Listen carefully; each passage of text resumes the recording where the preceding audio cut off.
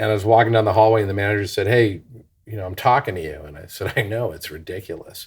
I literally said that. I was just done with work and I knew it in that moment. I went and saw the CEO and I sat down with him and I said, I got to go. I got to go home. He was like, well, what do you mean? I said, like you're not feeling well. You want Monday off. You want to have a long weekend. It's like, no, it's more like one of those, I got to go home and come back type of attitude. So I actually said that to him. And he kind of laughed. He goes, what are you going to do? And I said, I'm going to go home and make recordings.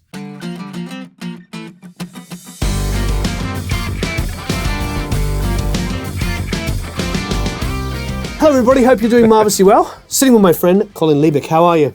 How's it going, Warren? I'm good. Good to see you, man. We're at Plastic Dog recording... Version 3. 3, I was about to say 2. 3. Yeah. How have you been? You been good? I've been amazing. Things are excellent. Glad to have you. Yeah, it's wonderful. But this is like super close to where you used to be. You're not very Across far. the street. There you go. Can you get much closer? No. Jimmy Messer and I decided to team up. He liked what I was doing over there. He invited me here. Wonderful. Here I am. Before we launch into like a schnizzle ton of gear to talk about, which is always fun, what is it like? Is that a metric figure? Yeah, there's a metric schnizzle ton, yeah. How does that work, having two professionals working at the same time? Do you have set schedules? How do you work it out? We didn't know how to work out at first. We kind of talked about it, and then we just got to a point where our workflows are, I'm more later in the day, at night, he's more 9 to 5, and it just kind of worked out. We work around each other when we need to. That's pretty simple. Is he married with younger children kind of thing? So I get it. I get it. So he wants to start early and finish early. Right. So I'm able to come in, start my day around 6 p.m. sometimes. But if I need daytimes, if I'm doing strings or I'm doing things that require a day crew, we do it. I know there's some studios, New York back in the 70s where it was 24 hours a day and they would have to do full changeovers of lockouts. We joke about that because basically we have a desk that we can't do full recall on, so we have to take pictures. We have to recall things for our mix sessions. So what we try to do is make sure if he's got a week of mixing, he gets his mixing done. If I'm tracking, we've kind of designed the desk to handle tracking and mixing at the same time without really screwing much up. But there is a second room over there with another producer. Yes, and then Luis Guerrera's here, and he's, I'd say, more your composer type producer. And he's doing sync work, and he's doing a lot of neat stuff as well. So the three of us he's in that front room, that production suite, but the three of us work really well together, and it's a really nice environment. That's one thing that, we get along, we like each other, So you're calling it Plastic Dog Recording version 3, but why is it not Top Tomato? The Top Tomato name, I think, it was a market on the East Coast. It was a chain. And so was it? I believe it was, and they opened one out here, and now we're in the middle of it, and it's a music studio. So we just like the Top Tomato name stuck on the front of the building. That. We like the sign. We like every aspect. But I didn't know this was the studio. So when we were on that group text, and Ching and I were just pulling up outside, I said, "Are you near the tomato place?" And you're like, "We are the tomato place." Yeah, it's pretty unique building. I like entering and leaving because people are walking by in the street and they're like, "Oh, when's the tomato market open?" I'm like, "Well, we've had some problems with the tomatoes. We won't be open until next week." A whole market just for tomatoes. For tomatoes, that's right. Oh, yeah. Tomato, whatever. Yeah. We just talked about it, Eric and I. We've done like a bazillion videos, and this is the first time we've ever actually hung out with anybody with a 5088. Although our mutual friend JJ Blair has one sitting in boxes ready to be put into his new studio. As a matter of fact, he inspired kind of the way we approach this desk. Okay. First and foremost, I want to say this about the 5088. It's got an amazing sound. It's a very high quality 2-bus. The channels are perfection in that they have transformer ins and outs in them. It really... For a modern day sound on a Neve desk, I'd say this is the way to go. Now, when you take what we've done to it with the mic pre's, of course. And let's be specific. When he says Neve, he means Rupert Neve. He means actual Neve. Right. And of course, for those who don't know, I represent BAE Audio. And what I wanted to do is combine the two technologies. So I have 24 BAE mic pre's, well, I should say 22 with 2 vintage Neves in the desk. The first 16 flow right through the mixer. Now that's important because when we're tracking, we have all that wonderful special sauce from the mic pre's and their transformers, from the Rupert Neve Designs channels, those transformers right in through our Burl Mothership, which I got to say, that's just another sound all in all that complements what's here. And you really have perfection. I mean, I love the sound. When we're tracking, even your raw recording, it's like, whoa, it sounds like a record. And it's really the combination of BAE Audio and Rupert Neve Designs coming together in one desk. Lovely. Yeah. And then on the sides, I mean, we've also loaded the room up with quite a bit of outboard gear, which really helps as well. Now, one of the other things to talk about is how to mix with it. And as far as a mixing tool, it's a fully analog desk. So when you're mixing, oh my gosh, what a sound. You're coming back through the same gear. So what we do is we've established a hierarchy where all the compressors live, what channels they live on, what we put through each channel remains the same for the most part. And therefore, all we're really recalling is the settings on the EQs and the settings on the compressors, which is kind of easy to do with a modern day phone. So again, we come back through on the mix and you're basically like the old days, coming back through from tape back to the desk, going to the 2-bus. And we've just really worked out a workflow that's super cool. And I'll say this, JJ Blair, when we were discussing this and talking about the mic pre's and how the desk would be used, I was talking specifically about the fader section. He said, oh, it's real cool. What you do is you set up 16 ghost faders that just control your mix so that your actual faders and Pro Tools that are controlling your tracks have nothing to do with controlling the mix. And then Jimmy and I have been perfecting this, and we've really got it down to a science, whereas before I was very sluggish about it, and it was tough to wrap my head around. Now I kind of love it, and it's really easy to go to. Every single one of my mixes now contains the fader positions for the first 16 and the analog mix on the desk. The thing that I've been hearing from everybody, JJ, you, I keep hearing this, it's about the mix bus. Now, why is this a big deal for those of you that aren't console users? Well, when you've got a schnizzle ton, which as we know is a metric measurement of tracks, what can happen is that can basically cause a logjam. It can hit the master bus and everything just folds in, and instead of sounding big, wide and analog and deep and lovely that everybody talks about, it ends up sounding small. And this has been just, everybody I know has used this, has just said it's the biggest, well, and then you widest, have an insert. fattest. You have an insert on the master bus, Yep. so that's our Spectrasonics compressors are running on that insert. So when you really take what's going on in the desk, as you just mentioned, I have 24 channels coming into the desk, used different ways. And another thing too is, I got 3 Bricastis on the effects sends and returns, and I have a pair of Moog delays. Oh, yeah, I was going to ask you about those. They're over here. Yeah. Whipping quickly over here. So tell me about these. I haven't used those yet. Well, Moog made these a while back, and I don't believe they're even being made anymore. Oh, really? But they are fantastic as far as delays. We use them on the first bus. I can't get enough of them. You can do anything you can do with the delay, but because Moog made it, they have their own special sauce they put into it. And this was something Jimmy has always used. I love them. So that's basically our effects for delays. That's amazing. Yeah, and then the other 3 effects, as I said, I have 3 different Bricasti machines running at all times. We each have presets for our reverbs that we can bank and call up. I can't say enough about the quality of Bricasti and how it sounds on the mix. And then, as you can see with the monitoring section, Ocean Way. Just the name alone, I think those who know Ocean Way know Alan Side's history with Ocean Way, what he did, absolutely. the studios, the speaker company. These are our mains. This is what we listen back on after we've mixed. We listened back earlier. They sound phenomenal. Yeah, I can't be more impressed by a speaker company. You've got Amphion's here in the middle. Yeah, I track on the Amphions. The Amphions are pretty wild. They're a really true flat response monitor. I know people love NS10s. This is a monitor that if you like NS10s, you're going to track on these or you're going to mix on these. We also mix on them. They just are a flat response true monitor. So the drawbacks with the old NS10s you might have when it comes to a pair of 118s with a sub, oh my gosh, your mixes, it's just, I use them for the same reasons, but then there's 100 reasons why I like them better just because of the sound quality that comes out of them. I'm seeing them everywhere now too, which is another thing. And kind of between the two, when I go from the Amphion to the Ocean Ways, it's a very similar culture. There's a pair of ATC 25s. We all know ATC. then again, another highly ranked monitor company. So when we have people who come in, they're used to ATCs, they want to hear the mix on the ATC, we can definitely oblige them. But a funny thing that's happened lately is more people now are monitoring on the Ocean Waves. They really like to hear them on the Ocean. It's like I have friends calling me and say, hey, can I come over and put something up on the Ocean Waves and see what they sound like? It does sound pretty phenomenal. Yeah, or can I come over and hear my mix on the Amphion 118s? It's like, buy a pair. They're great monitors. So we're blessed. How much are those Amphions? I believe they're right around $3,000 for a pair with the amp.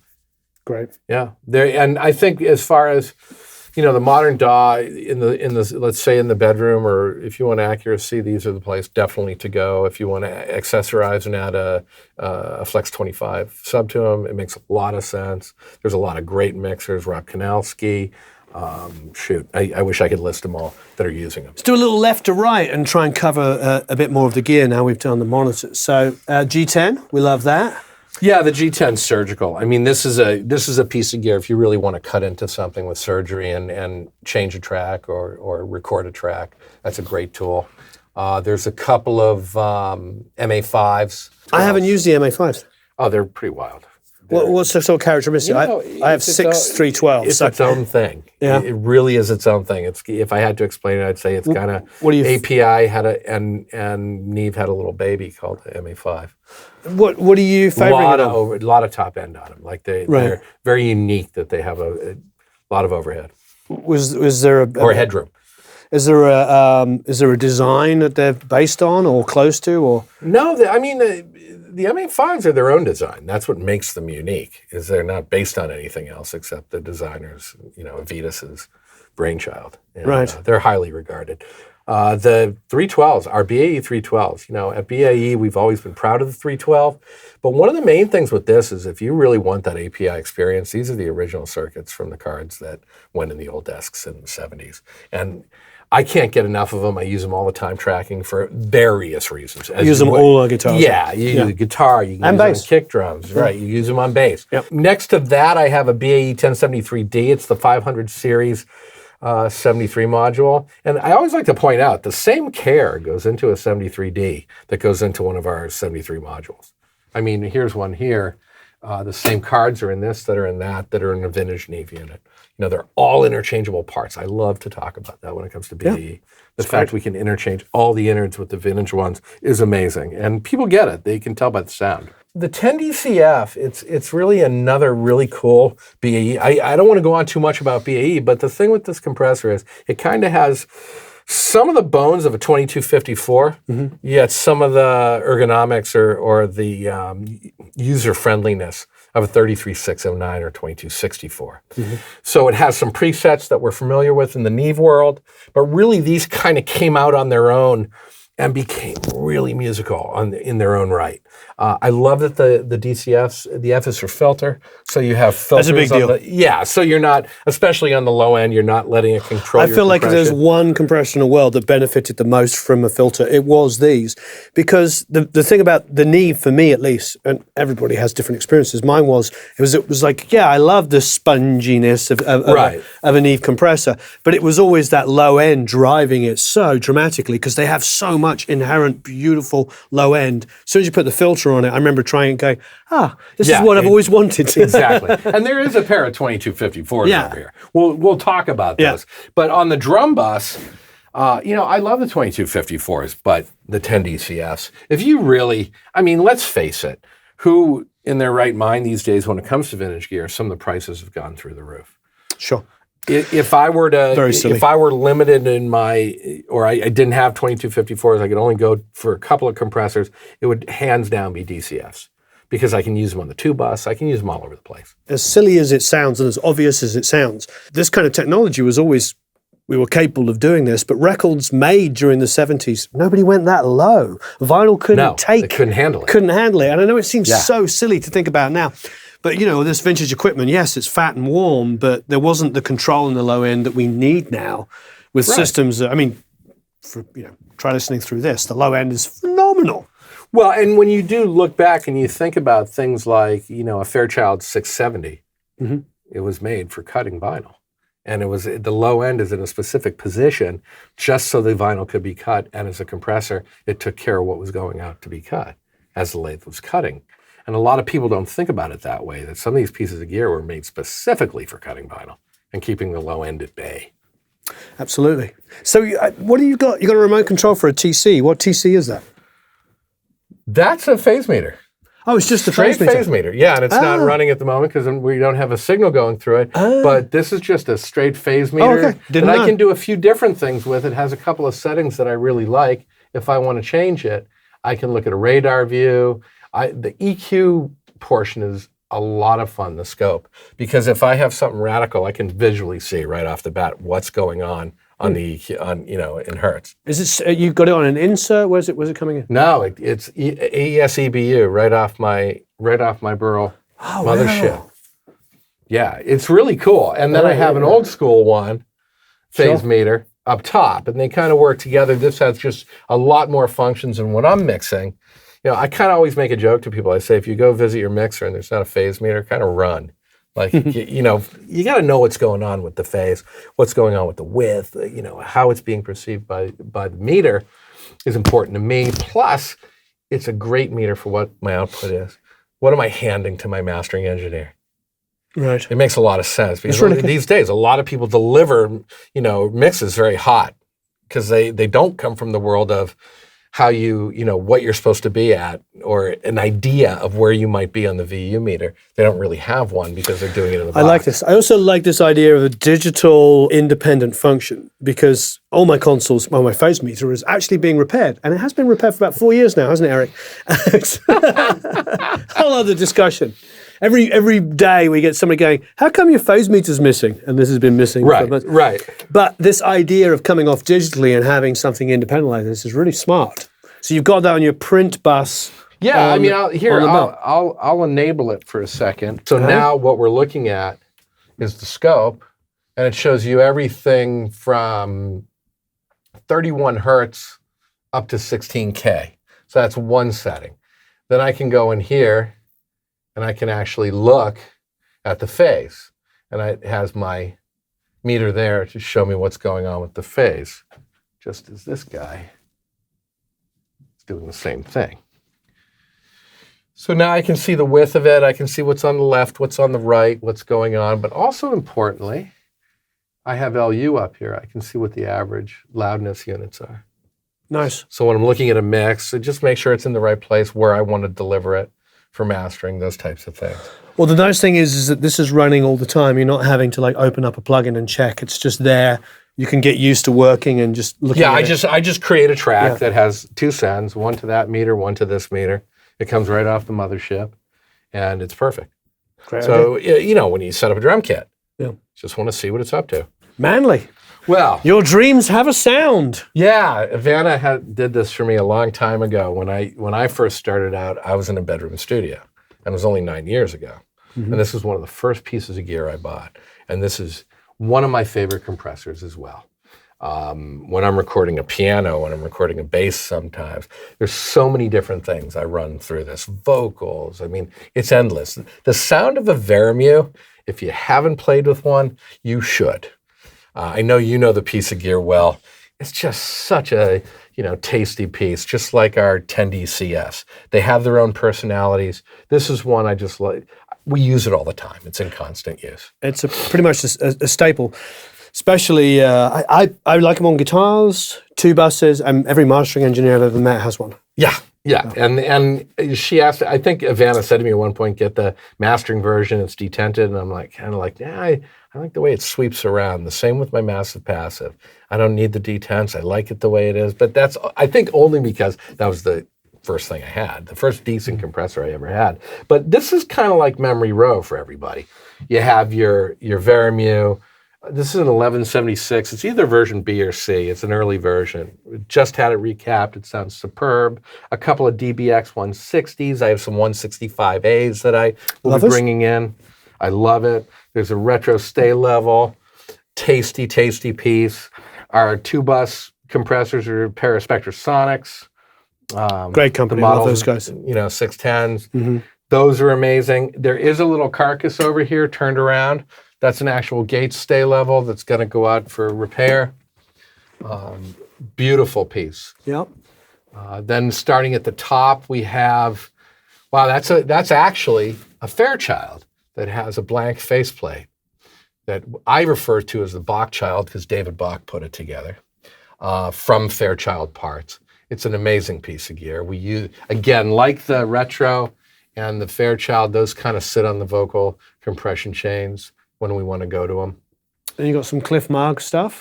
The Magnum K, if you want a compressor parallel EQ that's out of this world, you know, the guys at Moog do an amazing job with the Magnum Ks. They take some getting used to only because of the intricacies. But one of the things that hit me too, right off the bat that I loved, was the input attenuation. That was the smartest thing because you always have people delivering you tracks and they're way off the charts sometimes. So what I can do on the attenuation is I can dial it back. When they're way too hot, having those attenuators is always key. So if I get a vocal, I get to mix something and the vocal is recorded really hot, I can just pull the attenuation down. Yeah, I love Marg stuff and family-run business. Family-run, sweetest people on the planet. Love them. You know, and what Cliff came to this technology through recording. And that's one of the things, like, I love gear based on the fact it was a real recording engineer who had a need and he created it for himself. Sure. And in doing so, I was at his home in Utah and he took me through it and why he made it the way he made it. And then just the fact that you have just one compressor here, just at 2,500. Just to control that vocal. Like really smart stuff. So here's your compressor, here's your parallel EQ, and then you have this wonderful little compressor just in here that just handles the vocal. So when you kind of sum it all up and stick it together with an output that's incredible, you just have a very versatile compressor EQ that does a lot of cool stuff, especially with vocals. Absolutely wonderful. And you can put, I love having a pair. Those guys are so good to me. I love having the pair because I can put them on just about anything and make it sound better. And of course, what the Moog EQ is well known for is the air, and the air on these goes up to 40K. So you can really push some air into it. Can't say enough. I mean, okay, I like gear. It's obvious. I just love gear. And these, what I've done though, is a couple of people who have come in here have said over the years, wow, you have a perfect amount of the right gear instead of a bunch of everything that isn't getting used. So that's kind of how I look at it. Then the Manley Massive Passive? Well, that's a cool one because I don't know if you read the bottom of it. Yeah. Made in China, not China, for Colin. Yeah. Again, Van was generous when it came to labeling it for me. Surgical piece of gear. This is on our 2-bus a lot. It's also on, you know, whatever you want to do with the Massive Passive. Stereo EQ. I can't. It stands on its own. I couldn't do it justice. You know what a Massive Passive does and how well they're revered. Shoot, I go in studios sometimes and I see 4 of them in a row. Wow. They're putting on just about everything. They are beautiful. It's another tool that I wouldn't want to be without. Just like, you know, the 2254s that just came in. Those are... you got those recently? Yeah. Yeah, those are something else. I mean, I've just been enjoying them on just about everything, but I just did a drum track with them on the 2-bus. And it's you know, it's a very, very nice feeling. But you're right, going back, it is that old 2254, thick, fat, you know, not a lot of top end. It has one specific thing it does really well. I could personally never use them on a mix bus. I could never make them work. I see that. But I know many people that love them on a mix bus. But I like them on a drum bus. Okay, that makes sense, especially a bright drum kit. They probably do I like them wonders. on a drum bus. Yeah. I like the tube techs. The tube techs do all sorts of wild stuff. Oh, they're incredible, yeah. Yeah, I mean, and on vocals, when you're mixing, you know, bringing a tube tech in doesn't, you know, that's frequent. Are those loudness monitors actually in line for anything, or are they? Yeah, those are, well, I don't have them plugged in at the moment, but those will be my, those will come off the 2-bus as well. So we'll be able to look at the Doros on the 2-bus. That's pretty common. So underneath the tube tech, of course, you've got the Burl mothership. Yeah. Wow. Motherships. Here's my feeling about motherships. I've tried just about every converter out there. most of the big names. Burl for me is more an instrument than a converter. And this I cannot say about other converters. I can only say it about Burl. And what I mean by that is, depending how I hit them, depends what they do for me. Now, I have represented here pretty much most of their new and their original units in the cards.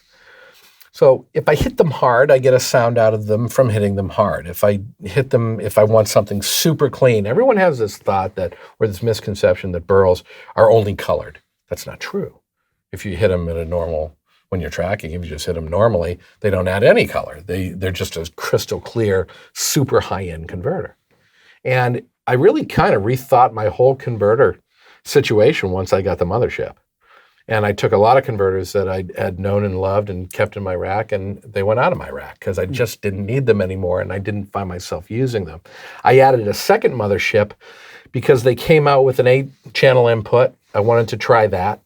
And then they came out with a 4-channel output that has transformers on it, and that's the BDA4. Those are remarkable cards. I use those on all my prints, and if you can actually hear the difference, because what those transformers do is they don't color it, they open up the headroom and the dynamics. So not the regular ones, the BDA8s are great too. That's what my mixes run through to the desk. My print goes to the BDA4s, hits some transformers, and that becomes my 2-bus. Wonderful. Yeah, so it's kind of like, try over the years of learning about converters, learning about mic pre's and all the things. This is representational of the sounds I wanted when I'm tracking and mixing. Let's check out the live room. Well, you mentioned instruments. There's instruments kind of laying around everywhere. Good. We primarily like Latch Lake stands, as you've heard about Latch Lake. There's reasons for it that I can't deny. When the audio test kitchen guys were working at Plastic Dog, they loved the fact I had a bunch of them. They even asked if they could borrow some and take them over to the other locations. What we got up right now is kind of fascinating. That's a vintage M49. There's a vintage U47. Yep. That one is now 70 years old. I think it was made in 1950. And then there's a Wonder 47. But the mic cabinet, we got some mics. I'd say we have about 85 mics that we pick and choose from. Beautiful. Everything from vintage. Where's your mic cabinet? That's in the other room. Sitting in this room, though, here's a mic that there's only one of in the world over there in the corner. That's a Mojave MA300 stereo. As a lot of you know, I'm well connected to Mojave as well as a partner. And this is a new endeavor for me. And one of the first things I started recording with was a stereo mic. I've been using it on cellos.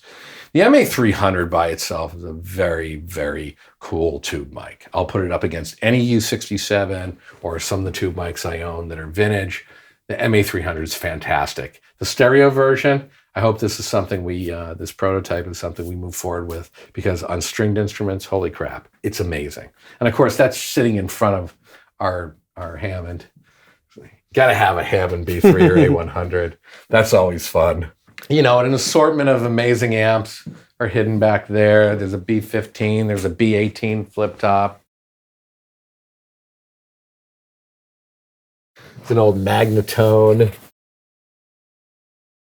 Old Fenders.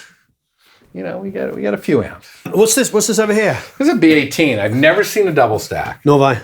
And I acquired this, and of course, as far as a bass amp, the B15 over there or the antique B18, they're both really tasty. Very nice indeed. Mic in front of it with the DI on another channel, everything you could want in a bass. Wonderful. There's a prototype, UK Sound 1073, sounds amazing.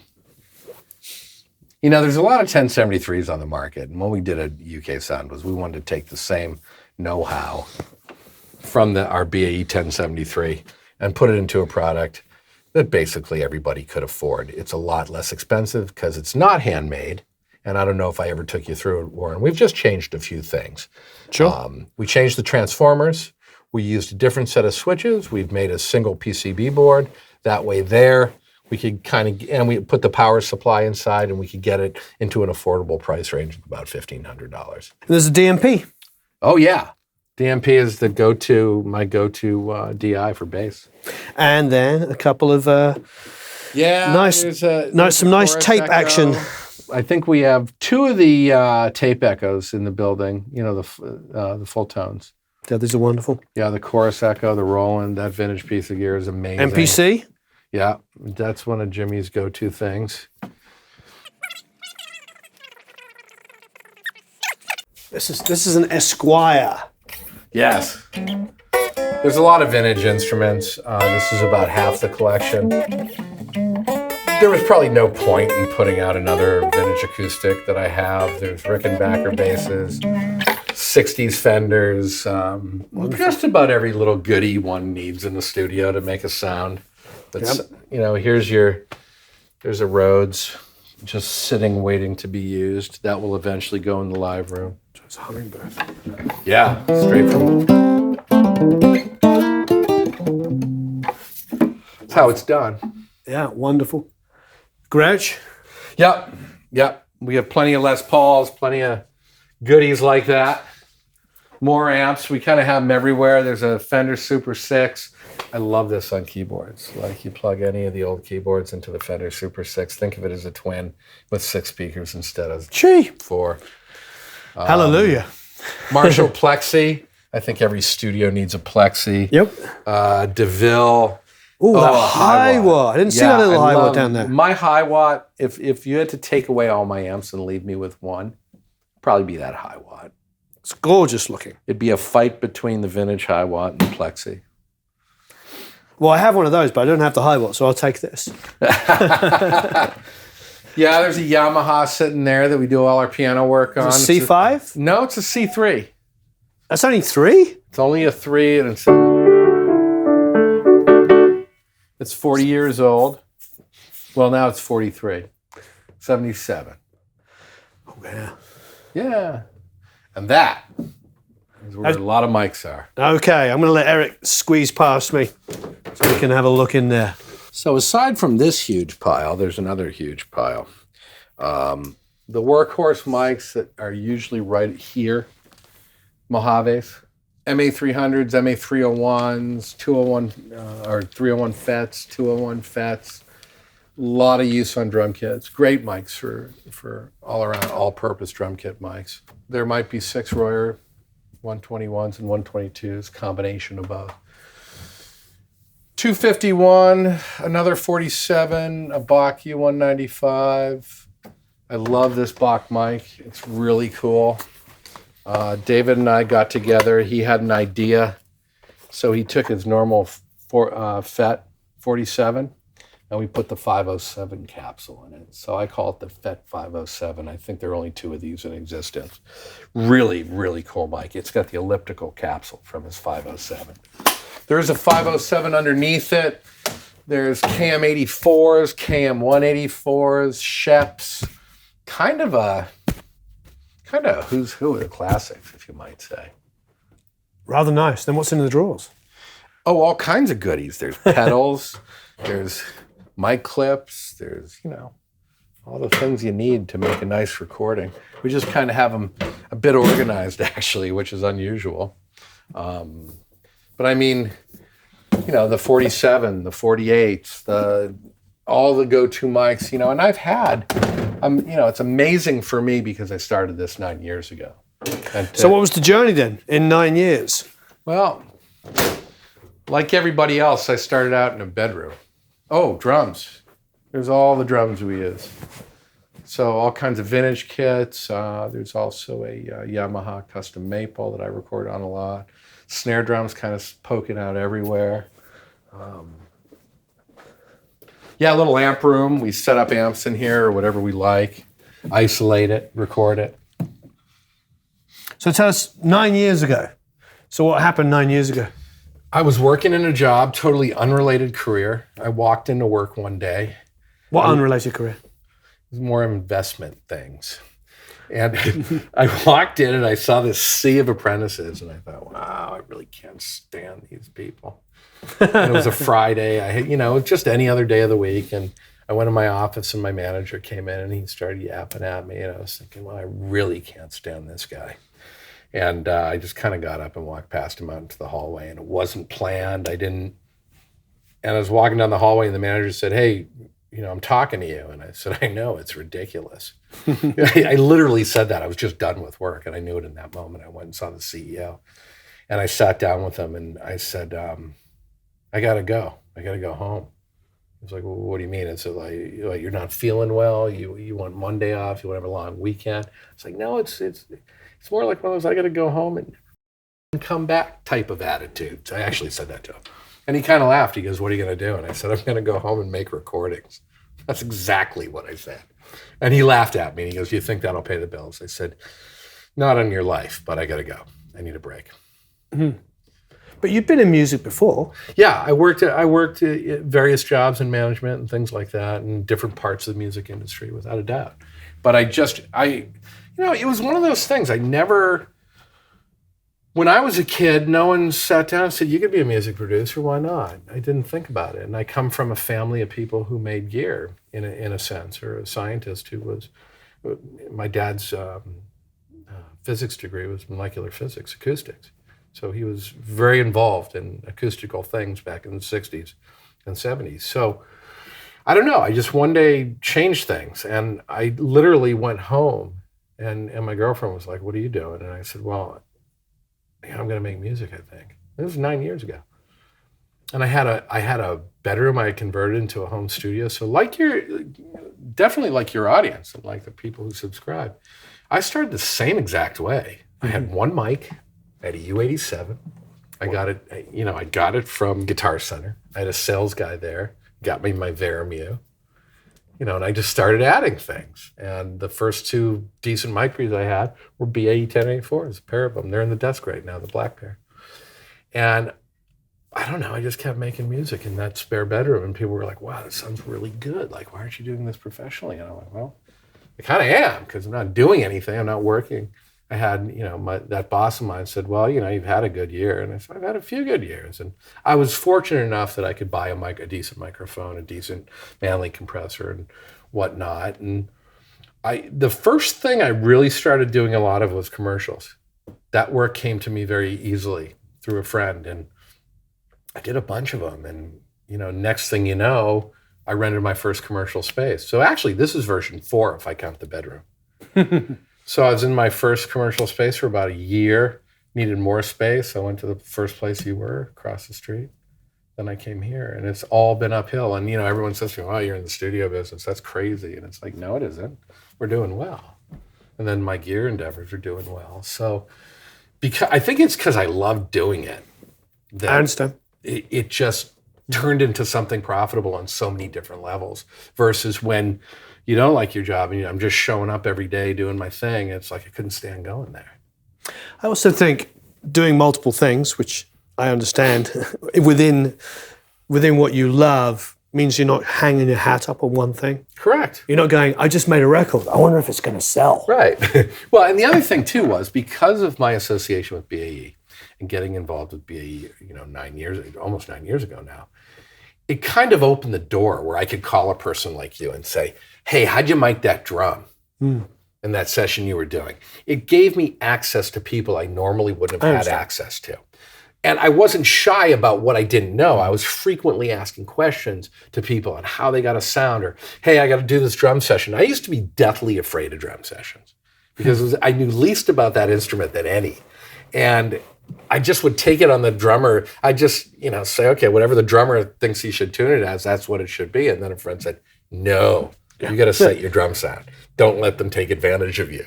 And so then I started learning about drums. I acquired a drum set. You mean on your 15th session of a snare going, "Ping"? Yeah, exactly. Sorry, drummers. And then learning how to mic the drum kit. I was afraid of it. I didn't. Yeah. So then I started asking every producer I met, "How do I do that? How do you do it? How do you mic a snare?" Hey, it's another reason why I started doing this channel. I mean, I've sat in a room with Bob Clearmountain for a day. We went to, I think we literally were with Bob Clearmountain for about 8 or 9 hours. Where else in the world are you going to get to hang out with Bob Clearmountain for 8 or 9 hours and talk about recording and mixing?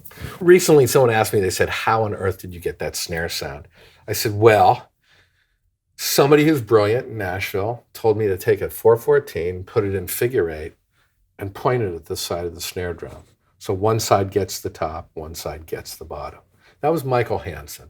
Now, his discography is all these great Nashville records. Look them up. Amazing stuff.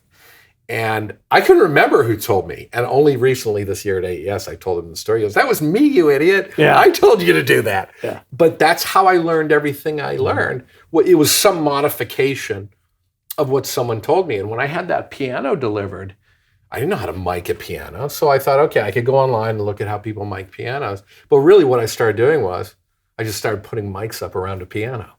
And I'm at this end, I'm at that end. Which mics I used, I tried all kinds of different mics. And I spent literally days. You got that stereo Mojave, that would probably just be over the top. Oh, the Mojave mics. You know, one of the reasons things became so easy for me with Mojave and later becoming a partner was I was always talking to Dusty about getting mics because I loved Mojave mics. And you're right, that stereo Mojave on the piano is enough. Yeah. You're done. But that, you know, so I had to learn how to mic guitar cabinets. Yes, I knew everyone online was using a Royer and a 57, you know, a 121 and a 57. So I tried variations of that. And then, you know, I'd go do some BAE event and I was talking to Vance Powell. I said, Vance, how do you record a, you know, guitar cabinet? And he said, oh, real simple, a 57. And I put a U67 upside down on top of it and put them in phase. And it's like, that must be an amazing sound. And then I started doing that kind of stuff. And you know how it goes. But I am not afraid to learn anything from anybody. I don't care who they are. I agree. You know, there are students who come up to me and ask me questions when I'm talking about BAE, and then they tell me something they're doing. I'm like, wow, what an amazing idea. And it's what we do. I mean, if always be learning, yeah. Yeah, always, because this is an industry where I think if you get, we were talking about this earlier, if you get stuck in your ways and say, no, you're precious, and it can only be that or that, I don't think that works. Because how many times do you go in a studio to go to work and they only have a limited number of mics and you got to make something sound good? Also, I think when you first start out, you're open to stuff because you don't know what's right. So we listen to all these albums, we were talking about earlier, like albums that we grew up were made by kids that we grew up considering and are still considered to be the greatest albums because they come in with this mentality of like, I don't know. You know what Tim Palmer said to me the other day? I haven't said this on a video before. He goes, I used to love the time because he was producing like Robert Plant records at 24. Right. He's like, I got paid to go in and learn how to use equipment. Right. So just come in and go, oh, an SSL, wonder how this works. You know, it's like, the thing is like he got hired because he had creativity and something that Robert Plant wanted. But when he came into it, he didn't know every single essence at 24 years old of every piece of equipment. Well, and yet those records sound phenomenal. I got to quote Bill Smith. I don't know if you know Bill. He's an engineer. He's been in LA for a long time, out of New York. And I was at an event and I heard someone ask this guy behind me a question, you know, how do you do this or how do you mic that or blah, blah, blah. He goes, well, I don't need an EQ. I just move the mic and get the sound I want. I remember turning around and saying, well, tell me more about this. It was like 9 years ago. He said, well, it's simple. You know, you just move the mic and you kind of is your EQ. And I said, wow, can I come and watch you do this and learn more about it? He said, no, I'll come to your studio. I'm not going to show you on my junk. I'll show you on your own junk. And that's how I got to know Bill Smith. He actually came over and that's what he did. But it's that whole thing you're saying about, and then he went on and told amazing stories how like they'd show up to do a gig and there were no mics. There was maybe a bag of 57s and one large condenser mic, and they'd have to make a real record. And that's the kind of stuff that's magic to me. And I learned at that point, there's two types of engineers.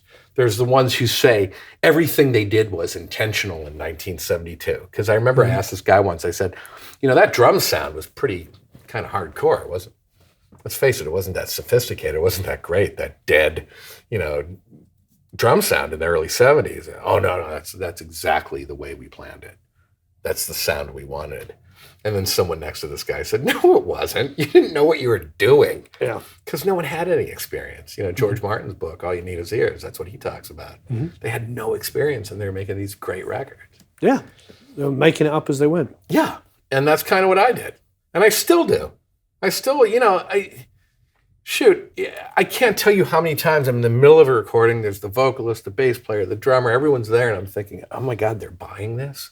Like, I really, because I'll be just at wit's end with what mics I'm using and whatnot. And I'm just like, wow, they're trusting me. And I'm like, when are they going to figure it out? And I'm figuring it out. And I feel like that every time. And then I heard somebody who I really admire, another producer, say the same thing. And he's been doing it for years. He said, oh yeah, some days I don't know what I'm doing. Yeah. And it sounds great. Everybody I work with says that. Yeah. All the other people I admire say that. I think it's wonderful. Yeah, and that's how I feel on a regular basis when recording. Good. I feel like it's not going right. It's going to sound like shit. And what can I do to fix it? And then I hear it at the end and I go, wow. You know, just to sort of wrap up, I remember doing this Brent Fisher session. We were texting I love Brent. He's such a sweetheart. Such a sweetheart. Yeah. And at the end of the session, we sat down and I interviewed him. And I was like, oh, thanks for having us down. You know, how do you think it went? And it was great. He goes, it was great. I learned so much. Exactly. Every recording, I learned something. Thank you ever so much. Thanks for coming. I'm really glad you stopped by. Thank you. Been a long time coming. Yeah. Please, as ever, leave a bunch of comments. If you've made it this far to the end of the video, please leave a bunch of comments and questions below. Have a marvelous time recording and mixing. And you have a website? Yeah. All right. There'll be links to the website. All of them. All the websites. Good. Down below.